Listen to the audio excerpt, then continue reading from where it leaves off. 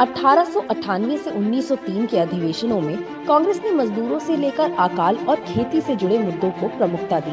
1898 के कांग्रेस अधिवेशन की अध्यक्षता करते हुए आनंद मोहन बोस ने आजादी के आंदोलन में उत्साह भरते हुए कहा था कि लोगों ने अपने लिए, देश के लाखों गरीब लोगों के लिए सोचने का साहस किया है और इसके लिए वो सरकार की नाराजगी झेलने के लिए भी तैयार हैं। 1899 के अकाल के चलते भूखमरी और बीमारी से लाखों लोग और अनगिनत मवेशी मारे गए। संकट के दौर में अंग्रेज सरकार भी भारतीयों के प्रति उदासीन थी।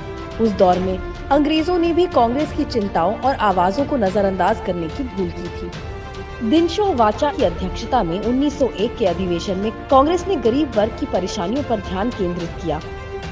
कांग्रेस ने अपने प्रस्ताव में कृषि बैंकों के साथ साथ स्वदेशी कला और विनिर्माण के पुनरुद्धार और विकास की आवश्यकताओं पर जोर दिया।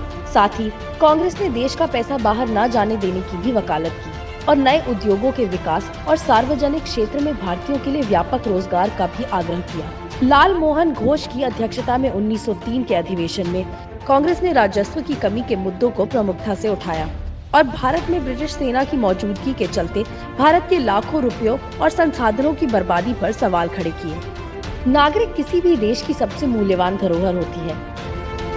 अपने देश और देशवासियों के अधिकारों के लिए लड़ जाने का भाव ही आपको धरोहर के रूप में जिंदा रखता है। उस दौर में अंग्रेजों की आपदा में अत्याचार और अवसर वाली मानसिकता के खिलाफ खड़ी होने वाली कांग्रेस वर्तमान संकट में भी इसी मानसिकता के खिलाफ खड़ी है।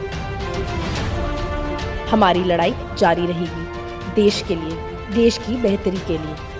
जय हिंद। अपने सुझाव के लिए हमें धरोहर@inc.in पर लिखें।